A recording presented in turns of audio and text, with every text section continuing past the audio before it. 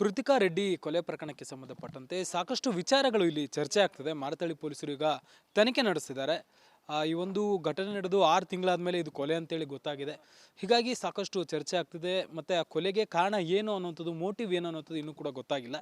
ಸದ್ಯಕ್ಕೆ ಈ ಒಂದು ಕೊಲೆ ಪ್ರಕರಣದ ಬಗ್ಗೆ ಮಾತನಾಡೋದಕ್ಕೆ ಕೃತಿಕಾ ಅವರ ತಂದೆ ನನ್ನ ಜೊತೆ ಇದ್ದಾರೆ. ಅವ್ರನ್ನ ಮಾತನಾಡಿಸ್ತಾ ಹೋಗ್ತೀನಿ. ಸರ್, ಎಲ್ಲವೂ ಕೂಡ ಚೆನ್ನಾಗಿತ್ತು. ಎರಡು ಒಳ್ಳೆ ಫ್ಯಾಮಿಲಿ, ಎರಡು ಕಡೆಯೂ ಕೂಡ ಒಳ್ಳೆ ಪ್ರೊಫೆಷನ್ಸ್, ಡಾಕ್ಟರ್ಗಳಿದ್ರು, ಇಬ್ಬರು ಗಂಡ ಹೆಂಡತಿ. ಏನಾಗಿತ್ತು ಸರ್? ಯಾಕೆ ಈ ಒಂದು ನಿರ್ಧಾರಕ್ಕೆ ಅವ್ರು ಹೋಗಿದ್ರು ಅಂತ ನಿಮ್ಗೆ ಅನಿಸುತ್ತೆ ಸರ್?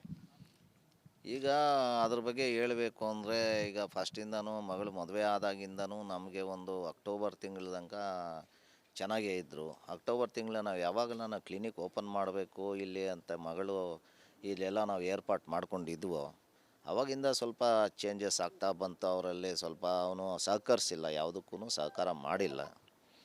ಈ ಥರ ಕ್ಲಿನಿಕ್ ಮಾಡಬೇಕು ಅಂದಾಗ ಹುಡುಗಿ ಸಹಕರಿಸು, ಇನ್ಮೇಲೆ ನೀನು ಕೆಲಸಕ್ಕೆ ಹೋಗಬೇಡ, ಇಬ್ಬರು ಸೇರಿ ಇದರೆಲ್ಲ ಪ್ರಿಪ್ರೇಷನ್ ಮಾಡಿ ಕ್ಲಿನಿಕ್ ಓಪನ್ ಮಾಡ್ಕೊಂಡು ನಾವಿಬ್ಬರು ಇಲ್ಲೇ ಕೂತ್ಕೊಂಡು ಇಲ್ಲೇ ಪ್ರಾಕ್ಟೀಸ್ ಮಾಡೋಣ ಅಂತ ಹೇಳಿದ್ರೆ, ಇಲ್ಲ ನಾನು ಅಂತೇಳಿ ಹೋಗಿ ಬೇಕಂತಲೇ ಕೆಲಸಕ್ಕೆ ಸೇರಿಕೊಂಡಿದ್ದಾನೆ. ಈ ಕ್ಲಿನಿಕ್ ಏರ್ಪಾಟ್ಗಳಾಗಲಿ, ಈ ಕ್ಲಿನಿಕ್ ಮಾಡೋದು ಬಗೆ ಆಗಲಿ ಅವನು ಯಾವುದೇ ಒಂದು ಆಸಕ್ತಿ ತೋರಿಸಿಲ್ಲ. ಸರ್, ಹಾಗಾದರೆ ಈಗ ಅವ್ರಿಗೆ ಒಂದಷ್ಟು ವಿಚಾರಗಳು ಚರ್ಚೆ ಆಗ್ತಿದೆ ಸರ್. ಅಂದರೆ ಅವ್ರಿಗೆ ನಿಮ್ಮ ಮಗಳಿಗೆ ಒಂದು ಅನಾರೋಗ್ಯ ಇತ್ತು, ಹಾಗಾಗಿ ಅದನ್ನು ಆತ ಸಹಿಸ್ಕೊಳ್ಳೋಕ್ಕಾಗದೆ ಈ ಥರ ಮಾಡಿದ ಅನ್ನೋಂಥದ್ದು ಕೂಡ ಸದ್ಯಕ್ಕಿರುವಂಥ ಒಂದು ವಿಚಾರ ಸರ್. ಅದೆಲ್ಲ ಸದ್ಯಕ್ಕೆ ಸುಳ್ಳು. ಯಾವುದೇ ಆರೋಗ್ಯ ಸಮಸ್ಯೆ ಇರಲಿಲ್ಲ.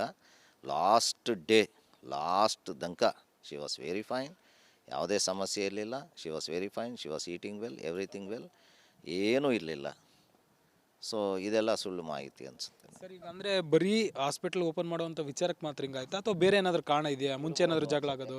ಹಾಸ್ಪಿಟ್ಲ್ ಇಂಟ್ರೆಸ್ಟ್ ಇಲ್ಲ ಅಂದರೆ ಅವ್ನ ಪಾಡ್ಗೆ ಅವ್ನು ಕೆಲಸಕ್ಕೆ ಹೋಗೋನು, ಈ ಪಾಡ್ಗೆ ಹುಡುಗಿ. ಯಾಕಂದರೆ ಇಬ್ರಿಗೂ ಸೇರಿ ಮಾಡಿಕೊಟ್ಟಿದ್ದೆ, ಇಬ್ರಿಗೂ ಸೇರೇ ಕ್ಲಿನಿಕ್ ಮಾಡಿರೋದು. ಸೊ ಅವ್ರಿಗೆ ಇಂಟ್ರೆಸ್ಟ್ ಇಲ್ಲ ಅಂದರೆ ಬಹುಶಃ ಅವರು ಕೆಲಸಕ್ಕೆ ಹೋಗ್ಬೋದಾಗಿತ್ತು, ಈ ಹುಡುಗಿ ಪ್ರಾಕ್ಟೀಸ್ ಮಾಡ್ಬೋದಾಗಿತ್ತು. ಸೊ ಅದರಿಂದಾಗಿ ಅನ್ಸಲ್ಲ, ಬೇರೆ ಏನೋ ಮೋಟಿವ್ ಇರ್ಬೋದು ಅನ್ಸುತ್ತೆ. ಏನು ಅನಿಸುತ್ತೆ ಸರ್ ನಿಮ್ಗೆ? ಇಷ್ಟು ದಿನದಲ್ಲಿ ಮಗಳನ್ನ ಕೊಟ್ಟಿರ್ತೀರ, ಒಂದಷ್ಟು ಆಗಿರುತ್ತೆ. ನಿಮ್ಮ ಮಗಳು ನಿಮ್ಮ ಹತ್ರ ಅವ್ರ ಬಗ್ಗೆ ಏನಾದರೂ ಹೇಳ್ಕೊತಿದ್ರಾ ಸರ್, ಹೇಗೆ ಅಂತ? ಇಲ್ಲ, ಅಂಥದ್ದೇನೋ ನಮಗೊಂದು ಕ್ಲೂ ಸಿಕ್ಕಿರಲಿಲ್ಲ. ಯಾಕಂದರೆ ಅಷ್ಟು ವಿನಯವಾಗಿದ್ದ, ನಮ್ಮ ಹತ್ರನೂ ಅಷ್ಟು ವಿನಯವಾಗಿದ್ದ. ಯಾಕಂದರೆ ಏನೂ ಗೊತ್ತಾಗದೇ ಇರೋ ಥರನೇ ಮಾಡಬೇಕು ಅಂತೇನಾದರೂ ಪ್ಲ್ಯಾನ್ ಇತ್ತೇನೋ ಗೊತ್ತಿಲ್ಲ. ಸರ್, ಈಗ ನಿಮಗೆ FSL ರಿಪೋರ್ಟ್ ಬರೋವರೆಗೂ ಕೂಡ ಗೊತ್ತಿರಲಿಲ್ಲ ಅದೊಂದು ಕೊಲೆ ಅಂತೇಳಿ. ಅಲ್ಲಿವರೆಗೂ ಕೂಡ ನಿಮಗೆ ಮತ್ತು ಅವ್ರಿಗೆ ಕಾಂಟ್ಯಾಕ್ಟ್ ಇತ್ತಾ? ಅವಾಗ ಯಾವ ರೀತಿ ಇದ್ರು ಅವ್ರು ನಿಮ್ಮ ಜೊತೆ ಅಂತ? ಇಲ್ಲ, ಸಾಮಾನ್ಯವಾಗಿ ಮನೆಗೆ ಇಬ್ಬರು ಬರ್ತಾಯಿದ್ರು, ಹೋಗ್ತಾಯಿದ್ರು. ಅವ್ರ ಮನೆಯಲ್ಲೇ ಇದ್ದಿದ್ದು ಹುಡುಗಿ. ಸೊ ಅಕ್ಟೋಬರಿಂದನೇ ಚೇಂಜಸ್ ಎಲ್ಲ ಆಗಿದ್ದು. ನಾವು ಯಾವಾಗ ಕ್ಲಿನಿಕ್ಕು ಅಂತ ಓಪನ್ ಮಾಡೋಕ್ಕೆ ಹೊರಟುವೋ ಆವಾಗಿಂದ ಸ್ವಲ್ಪ ಎಲ್ಲ ಚೇಂಜಸ್ ಆಯಿತು. ಕೋಆಪ್ರೇಷನ್ ಇರಲಿಲ್ಲ. ಇನ್ನೊಂದು, ಹುಡುಗಿಗೆ ಮದುವೆ ಆದಾಗಿಂದನೂ ಅವನು ಏನೋ ₹1 ಏನೋ ಆ ಹುಡುಗಿಗೇನೋ ಆಸಕ್ತಿ ತೋರಿಸಿಲ್ಲ. ಅವಳ ಆಸೆಗಳು ಯಾವುವು ಪೂರೈಸಲಿಲ್ಲ. ಅಲ್ಲ ಸರ್, ಆ ಟೈಮಲ್ಲಿ ಏನು ಪಂಚಾಯತಿ ಮಾಡೋದು ಅದೇನು ಆಗಲಿಲ್ವ ಅಂತ ಸರ್? ಇಲ್ಲ, ಅಂಥದ್ದು ಏನೂ ಇರಲಿಲ್ವಲ್ಲ, ಗೊತ್ತಾಗಿಲ್ವಲ್ಲ. ಅದರಿಂದ ಯಾವ ಪಂಚಾಯತಿಗಳು ಏನೂ ಇಲ್ಲ. ಸಮಸ್ಯೆ ಏನಾದರೂ ಹೇಳಿದರೆ ಗೊತ್ತಾಗ್ತಾ ಇತ್ತು. ನಿಮ್ಮ ಮಗಳು ಡೆತ್ ಆದಮೇಲೆ ಆತ ನಿಮ್ಮ ಜೊತೆ ಓಡಾಡಂತ ಇಟ್ಕೊಂಡಿದ್ನ? ನಿಮ್ಮ ಮನೆಗೆ ಹೋಗೋದು ಬರೋದು ಅಥವಾ ಏನೋ ಮಾತಾಡೋದು ಆ ಥರ ಏನಾದ್ರು ಇತ್ತಾ ಅಂತ ಸರ್? ಅದಾದಮೇಲೆ ಹೇಗಿದ್ದ? ಅಲ್ಲ, 1-2 ಸರಿ ಬಂದಿದ್ದ. ಒಂದು ಸರಿ ಬಂದಿದ್ರು ಅವ್ರ ತಂದೆ ತಾಯಿ ಅವರು ಬಂದು, ಈ ಥರ ನಮಗೆ ನಮ್ಮ ಕೃತಿಕಾಗೆ ಇರುವಂಥ ಬಟ್ಟೆಗಳು, ಒಡವೆಗಳು, ಅವಳ ಹತ್ರ ಇರುವಂಥ ಸರ್ಟಿಫಿಕೇಟ್ಸ್, ಒರಿಜಿನಲ್ ಸರ್ಟಿಫಿಕೇಟ್ಸು, ಫೋನು ಎಲ್ಲ ನಂಗೆ ಜ್ಞಾಪಕಾರ್ಥವಾಗಿ ಬೇಕು, ನಾನು ಇಟ್ಕೊತೀನಿ, ನಾನು ಬೆಡ್ರೂಮಲ್ಲಿ ಇಟ್ಕೊಬೇಕು, ಸದಾ ಅದನ್ನು ನೋಡ್ತಾ ಇರಬೇಕು ನಾನು ಅಂತೇಳಿ ಹಿಂಗೆ ಹೇಳಿ ನಮ್ಮನ್ನು ಕನ್ವಿನ್ಸ್ ಮಾಡಿ ತಗೊಂಡು ಹೋಗ್ಬಿಟ್ರು. ಸರ್, ಇಷ್ಟೆಲ್ಲ ಪ್ರೀತಿ ಹೊರಗಡೆ ಮತ್ತು ಒಳಗಡೆ ಆ ಥರ ಯಾಕೆ ನಿರ್ಧಾರ ಅಂತ ಅನ್ನೋಂಥದ್ದು ಸರ್? ಎಲ್ಲಿ ಡೌಟ್ ಬರಲಿಲ್ವ ನಿಮಗೆ ಆತನ ಮೇಲೆ?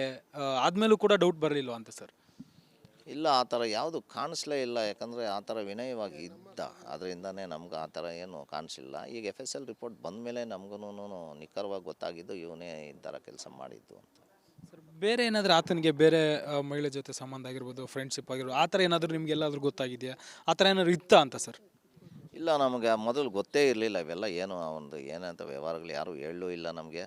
ಅದು ಗೊತ್ತಿರಲಿಲ್ಲ. ಈಗ ಸದ್ಯಕ್ಕೆ ಈಗ ಡೆತ್ ಆದಮೇಲೆ ನಮಗೆ ನಮ್ಮ ರಿಲೇಟಿವ್ಸ್ ಕಡೆಯಿಂದಾಗಲಿ, ವೆಲ್ ವಿಷರ್ಸ್ ಕಡೆಯಿಂದಾಗಲಿ, ಅಯ್ಯೋ ನೀವು ನೋಡಿ ಕೊಡಬೇಕಾಗಿತ್ತು, ಆ ಹುಡುಗ ಸರಿ ಇಲ್ವಂತೆ, ಅವನಿಗೇನೋ ಬೇರೆ ಏನೇನೋ ಅಫೇರ್ಸ್ ಇದೆಯಂತೆ, ಇದೆಲ್ಲ ನೀವು ಯಾಕೆ ವಿಚಾರಣೆ ಮಾಡಿ ಕೊಟ್ಟಿಲ್ಲ, ನೀವು ಸುಮ್ಮನೆ ಬ್ಲೈಂಡಾಗಿ ಕೊಟ್ಬಿಟ್ಟಿದ್ದೀರ ಅಂತ ಈಗೀಗ ಜನ ಹೇಳ್ತಾ ಬರ್ತಾಯಿದ್ದಾರೆ. ಅದು ನಮ್ಮ ಕಿವಿಗೆ ಬೀಳ್ತಾ ಇದೆ ಅಷ್ಟೇ.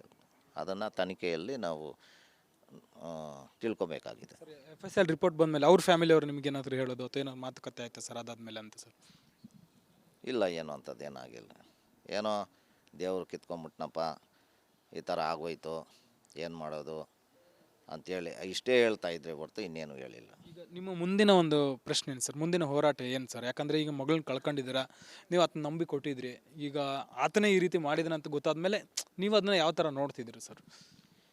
ಈಗ ಏನಾಗಿದೆ ಅಂದರೆ ಈಗ ಕಾನೂನು ಕೈಗೆ ಹೋಗಿದೆ, ಅರೆಸ್ಟ್ ಮಾಡಿದ್ದಾರೆ, ತನಿಖೆ ನಡೀತಾ ಇದೆ. ಸೊ ಪೊಲೀಸವ್ರ ಮೇಲೂ ನಮಗೆ ವಿಶ್ವಾಸ ಇದೆ, ಮಾಡಿ ಇದನ್ನು ಭೇದಿಸ್ತಾರೆ ಅಂತ. ಸತ್ಯಾಸತ್ಯಗಳು ಏನಿದೆ ಅಂತ ಹೊರಬರುತ್ತೆ. ಹೊರಬಂದ ಮೇಲೆ ಜುಡಿಷಿಯರಿಯಲ್ ಮೇಲೇನೂ ನಂಬಿಕೆ ಇದೆ. ಸೊ ನಮಗಿದೆ ನ್ಯಾಯ ಸಿಗತ್ತೆ ಅಂತ ಒಂದು ಆತ್ಮವಿಶ್ವಾಸ ತುಂಬ ಇದೆ. ಸೊ ಇದರಿಂದ ಇದು rare of the rare case ಅಂತ ಪರಿಗಣಿಸಿ ಇದಕ್ಕೆ ಮ್ಯಾಕ್ಸಿಮಮ್ ಪನಿಷ್ಮೆಂಟ್ ಏನಿದೆ ಅದನ್ನು ಕೊಡಬೇಕಾಗಿ ನಾನು ವಿನಂತಿಸ್ತೀನಿ ಅಷ್ಟೇ. ಇದಿಷ್ಟು ಕೊಲೆಯಾಗಿರುವಂತಹ ಕೃತಿಕಾ ರೆಡ್ಡಿ ಅವರ ತಂದೆ ಮಾತು. ವಿಡಿಯೋ ಜರ್ನಲಿಸ್ಟ್ ಮಂಜುನಾಥ್ ಜೊತೆ ಮಾದೇಶ್, ರಿಪಬ್ಲಿಕ್ ಕನ್ನಡ, ಬೆಂಗಳೂರು. ಕೃತಿಕಾ ರೆಡ್ಡಿ ಕೊಲೆ ಪ್ರಕರಣಕ್ಕೆ ಸಂಬಂಧಪಟ್ಟಂತೆ ಸಾಕಷ್ಟು ವಿಚಾರಗಳು ಇಲ್ಲಿ ಚರ್ಚೆ ಆಗ್ತದೆ. ಮಾರತಳ್ಳಿ ಪೊಲೀಸರು ಈಗ ತನಿಖೆ ನಡೆಸಿದ್ದಾರೆ. ಈ ಒಂದು ಘಟನೆ ನಡೆದು 6 ತಿಂಗಳಾದಮೇಲೆ ಇದು ಕೊಲೆ ಅಂತೇಳಿ ಗೊತ್ತಾಗಿದೆ. ಹೀಗಾಗಿ ಸಾಕಷ್ಟು ಚರ್ಚೆ ಆಗ್ತಿದೆ. ಮತ್ತು ಆ ಕೊಲೆಗೆ ಕಾರಣ ಏನು ಅನ್ನೋಂಥದ್ದು, ಮೋಟಿವ್ ಏನು ಅನ್ನೋಂಥದ್ದು ಇನ್ನೂ ಕೂಡ ಗೊತ್ತಾಗಿಲ್ಲ. ಸದ್ಯಕ್ಕೆ ಈ ಒಂದು ಕೊಲೆ ಪ್ರಕರಣದ ಬಗ್ಗೆ ಮಾತನಾಡೋದಕ್ಕೆ ಕೃತಿಕಾ ಅವರ ತಂದೆ ನನ್ನ ಜೊತೆ ಇದ್ದಾರೆ. ಅವ್ರನ್ನ ಮಾತನಾಡಿಸ್ತಾ ಹೋಗ್ತೀನಿ. ಸರ್, ಎಲ್ಲವೂ ಕೂಡ ಚೆನ್ನಾಗಿತ್ತು, 2 ಒಳ್ಳೆ ಫ್ಯಾಮಿಲಿ, 2 ಕಡೆಯೂ ಕೂಡ ಒಳ್ಳೆ ಪ್ರೊಫೆಷನ್ಸ್, ಡಾಕ್ಟರ್ಗಳಿದ್ದರು, 2 ಗಂಡ ಹೆಂಡತಿ. ಏನಾಗಿತ್ತು ಸರ್? ಯಾಕೆ ಈ ಒಂದು ನಿರ್ಧಾರಕ್ಕೆ ಅವ್ರು ಹೋಗಿದ್ರು ಅಂತ ನಿಮ್ಗೆ ಅನಿಸುತ್ತೆ ಸರ್? ಈಗ ಅದ್ರ ಬಗ್ಗೆ ಹೇಳಬೇಕು ಅಂದರೆ ಈಗ ಫಸ್ಟಿಂದನೂ ಮಗಳು ಮದುವೆ ಆದಾಗಿಂದನೂ ನಮಗೆ ಒಂದು ಅಕ್ಟೋಬರ್ ತಿಂಗಳ ತನಕ ಚೆನ್ನಾಗೇ ಇದ್ದರು. ಅಕ್ಟೋಬರ್ ತಿಂಗಳ ನಾವು ಯಾವಾಗ ನಾನು ಕ್ಲಿನಿಕ್ ಓಪನ್ ಮಾಡಬೇಕು ಇಲ್ಲಿ ಅಂತ ಮಗಳು ಇಲ್ಲೆಲ್ಲ ನಾವು ಏರ್ಪಾಟ್ ಮಾಡ್ಕೊಂಡಿದ್ವೋ ಅವಾಗಿಂದ ಸ್ವಲ್ಪ ಚೇಂಜಸ್ ಆಗ್ತಾ ಬಂತು. ಅವರಲ್ಲಿ ಸ್ವಲ್ಪ ಅವನು ಸಹಕರಿಸಿಲ್ಲ, ಯಾವುದಕ್ಕೂ ಸಹಕಾರ ಮಾಡಿಲ್ಲ. ಈ ಥರ ಕ್ಲಿನಿಕ್ ಮಾಡಬೇಕು ಅಂದಾಗ ಹುಡುಗಿ ಸಹಕರಿಸು, ಇನ್ಮೇಲೆ ನೀನು ಕೆಲಸಕ್ಕೆ ಹೋಗಬೇಡ, ಇಬ್ಬರು ಸೇರಿ ಇದರೆಲ್ಲ ಪ್ರಿಪ್ರೇಷನ್ ಮಾಡಿ ಕ್ಲಿನಿಕ್ ಓಪನ್ ಮಾಡ್ಕೊಂಡು ನಾವಿಬ್ಬರು ಇಲ್ಲೇ ಕೂತ್ಕೊಂಡು ಇಲ್ಲೇ ಪ್ರಾಕ್ಟೀಸ್ ಮಾಡೋಣ ಅಂತ ಹೇಳಿದ್ರೆ ಇಲ್ಲ ನಾನು ಅಂತೇಳಿ ಹೋಗಿ ಬೇಕಂತಲೇ ಕೆಲಸಕ್ಕೆ ಸೇರಿಕೊಂಡಿದ್ದಾನೆ. ಈ ಕ್ಲಿನಿಕ್ ಏರ್ಪಾಟ್ಗಳಾಗಲಿ, ಈ ಕ್ಲಿನಿಕ್ ಮಾಡೋದು ಬಗೆ ಆಗಲಿ ಅವನು ಯಾವುದೇ ಒಂದು ಆಸಕ್ತಿ ತೋರಿಸಿಲ್ಲ. ಸರ್, ಹಾಗಾದರೆ ಈಗ ಅವ್ರಿಗೆ ಒಂದಷ್ಟು ವಿಚಾರಗಳು ಚರ್ಚೆ ಆಗ್ತಿದೆ ಸರ್. ಅಂದರೆ ಅವ್ರಿಗೆ ನಿಮ್ಮ ಮಗಳಿಗೆ ಒಂದು ಅನಾರೋಗ್ಯ ಇತ್ತು, ಹಾಗಾಗಿ ಅದನ್ನು ಸಹಿಸ್ಕೊಳ್ಳೋಕ್ಕಾಗದೆ ಈ ಥರ ಮಾಡಿದ ಅನ್ನೋಂಥದ್ದು ಕೂಡ ಸದ್ಯಕ್ಕಿರುವಂಥ ಒಂದು ವಿಚಾರ ಸರ್. ಅದೆಲ್ಲ ಸದ್ಯಕ್ಕೆ ಸುಳ್ಳು. ಯಾವುದೇ ಆರೋಗ್ಯ ಸಮಸ್ಯೆ ಇರಲಿಲ್ಲ.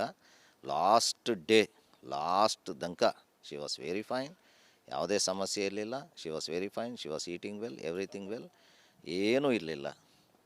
ಸೊ ಇದೆಲ್ಲ ಸುಳ್ಳು ಮಾಹಿತಿ ಅನಿಸುತ್ತೆ ಸರ್. ಈಗ ಅಂದರೆ ಬರೀ ಹಾಸ್ಪಿಟಲ್ ಓಪನ್ ಮಾಡುವಂಥ ವಿಚಾರಕ್ಕೆ ಮಾತ್ರ ಹಿಂಗಾಯ್ತಾ, ಅಥವಾ ಬೇರೆ ಏನಾದರೂ ಕಾರಣ ಇದೆಯಾ? ಮುಂಚೆ ಏನಾದರೂ ಜಗಳ ಆಗೋದು?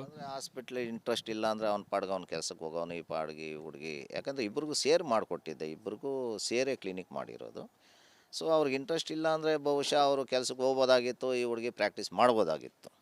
ಸೊ ಅದರಿಂದಾಗಿ ಅನ್ಸಲ್ಲ, ಬೇರೆ ಏನೋ ಮೋಟಿವ್ ಇರ್ಬೋದು ಅನ್ಸುತ್ತೆ. ಏನು ಅನಿಸುತ್ತೆ ಸರ್ ನಿಮ್ಗೆ? ಇಷ್ಟು ದಿನದಲ್ಲಿ ಮಗಳನ್ನ ಕೊಟ್ಟಿರ್ತೀರ, ಒಂದಷ್ಟು ಆಗಿರುತ್ತೆ, ನಿಮ್ಮ ಮಗಳು ನಿಮ್ಮ ಹತ್ರ ಅವ್ರ ಬಗ್ಗೆ ಏನಾದರೂ ಹೇಳ್ಕೊತಿದ್ರಾ ಸರ್, ಹೇಗೆ ಅಂತ? ಇಲ್ಲ, ಅಂಥದ್ದೇನೋ ನಮಗೊಂದು ಕ್ಲೂ ಸಿಕ್ಕಿರಲಿಲ್ಲ. ಯಾಕಂದರೆ ಅಷ್ಟು ವಿನಯವಾಗಿದ್ದ, ನಮ್ಮ ಹತ್ರನೂ ಅಷ್ಟು ವಿನಯವಾಗಿದ್ದ.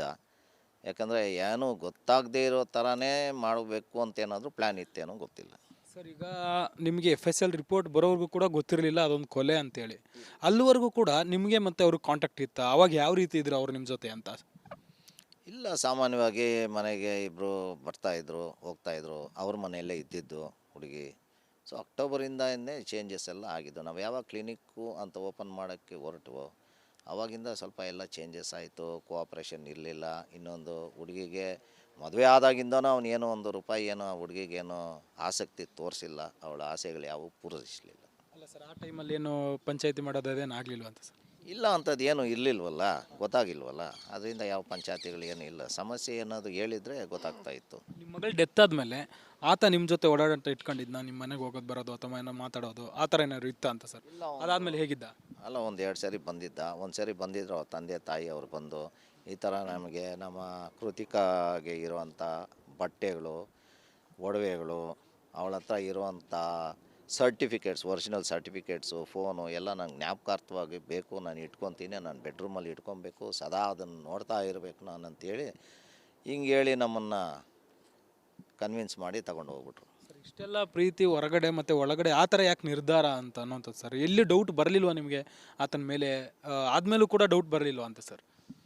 ಇಲ್ಲ, ಆ ಥರ ಯಾವುದು ಕಾಣಿಸ್ಲೇ ಇಲ್ಲ. ಯಾಕಂದರೆ ಆ ಥರ ವಿನಯವಾಗಿ ಇದ್ದ, ಅದರಿಂದನೇ ನಮ್ಗೆ ಆ ಥರ ಏನು ಕಾಣಿಸಿಲ್ಲ. ಈಗ FSL ರಿಪೋರ್ಟ್ ಬಂದ ಮೇಲೆ ನಮಗೂ ನಿಖರವಾಗಿ ಗೊತ್ತಾಗಿದ್ದು ಇವನೇ ಈ ಥರ ಕೆಲಸ ಮಾಡಿದ್ದು ಅಂತ. ಬೇರೆ ಏನಾದರೂ ಆತನಿಗೆ ಬೇರೆ ಮಹಿಳೆ ಜೊತೆ ಸಂಬಂಧ ಆಗಿರ್ಬೋದು, ಫ್ರೆಂಡ್ಶಿಪ್ ಆಗಿರ್ಬೋದು, ಆ ಥರ ಏನಾದರೂ ನಿಮ್ಗೆ ಎಲ್ಲಾದರೂ ಗೊತ್ತಾಗಿದೆಯಾ? ಆ ಥರ ಏನಾದ್ರು ಇತ್ತಾ ಅಂತ ಸರ್?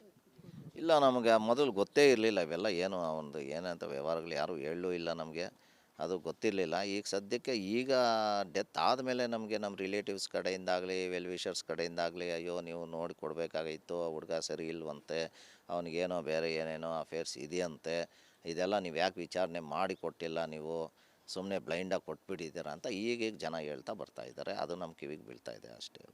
ಅದನ್ನು ತನಿಖೆಯಲ್ಲಿ ನಾವು ತಿಳ್ಕೊಬೇಕಾಗಿದೆ. FSL ರಿಪೋರ್ಟ್ ಬಂದಮೇಲೆ ಅವ್ರ ಫ್ಯಾಮಿಲಿಯವರು ನಿಮ್ಗೆ ಏನಾದರೂ ಹೇಳೋದು ಅಥವಾ ಏನೋ ಮಾತುಕತೆ ಆಯ್ತಾ ಸರ್ ಅದಾದಮೇಲೆ ಅಂತ ಸರ್? ಇಲ್ಲ, ಏನೋ ಅಂಥದ್ದು ಏನಾಗಿಲ್ಲ. ಏನೋ ದೇವ್ರು ಕಿತ್ಕೊಂಬಿಟ್ನಪ್ಪ, ಈ ಥರ ಆಗೋಯ್ತು, ಏನು ಮಾಡೋದು ಅಂಥೇಳಿ ಇಷ್ಟೇ ಹೇಳ್ತಾ ಇದ್ರೆ ಹೊರತು ಇನ್ನೇನು ಹೇಳಿಲ್ಲ. ಈಗ ನಿಮ್ಮ ಮುಂದಿನ ಒಂದು ಪ್ರಶ್ನೆ ಏನು ಸರ್? ಮುಂದಿನ ಹೋರಾಟ ಏನು ಸರ್? ಯಾಕಂದರೆ ಈಗ ಮಗಳನ್ನ ಕಳ್ಕೊಂಡಿದ್ದೀರಾ, ನೀವು ಆತನ ನಂಬಿ ಕೊಟ್ಟಿದ್ರಿ, ಈಗ ಆತನೇ ಈ ರೀತಿ ಮಾಡಿದಾನೆ ಅಂತ ಗೊತ್ತಾದ್ಮೇಲೆ ನೀವು ಅದನ್ನ ಯಾವ ಥರ ನೋಡ್ತಿದ್ದೀರಿ ಸರ್? ಈಗ ಏನಾಗಿದೆ ಅಂದರೆ ಈಗ ಕಾನೂನು ಕೈಗೆ ಹೋಗಿದೆ, ಅರೆಸ್ಟ್ ಮಾಡಿದ್ದಾರೆ, ತನಿಖೆ ನಡೀತಾ ಇದೆ. ಸೊ ಪೊಲೀಸವ್ರ ಮೇಲೂ ನಮಗೆ ವಿಶ್ವಾಸ ಇದೆ, ಮಾಡಿ ಇದನ್ನು ಭೇದಿಸ್ತಾರೆ ಅಂತ, ಸತ್ಯಾಸತ್ಯಗಳು ಏನಿದೆ ಅಂತ ಹೊರಬರುತ್ತೆ. ಹೊರಬಂದ ಮೇಲೆ ಜುಡಿಷಿಯರಿಯಲ್ ಮೇಲೇನೂ ನಂಬಿಕೆ ಇದೆ. ಸೊ ನಮಗಿದೆ ನ್ಯಾಯ ಸಿಗತ್ತೆ ಅಂತ ಒಂದು ಆತ್ಮವಿಶ್ವಾಸ ತುಂಬ ಇದೆ. ಸೊ ಇದರಿಂದ ಇದು rare of the rare case ಅಂತ ಪರಿಗಣಿಸಿ ಇದಕ್ಕೆ ಮ್ಯಾಕ್ಸಿಮಮ್ ಪನಿಷ್ಮೆಂಟ್ ಏನಿದೆ ಅದನ್ನು ಕೊಡಬೇಕಾಗಿ ನಾನು ವಿನಂತಿಸ್ತೀನಿ ಅಷ್ಟೇ. ಇದಿಷ್ಟು ಕೊಲೆಯಾಗಿರುವಂತಹ ಕೃತಿಕಾ ರೆಡ್ಡಿ ಅವರ ತಂದೆ ಮಾತು. ವಿಡಿಯೋ ಜರ್ನಲಿಸ್ಟ್ ಮಂಜುನಾಥ್ ಜೊತೆ ಮಾದೇಶ್, ರಿಪಬ್ಲಿಕ್ ಕನ್ನಡ, ಬೆಂಗಳೂರು.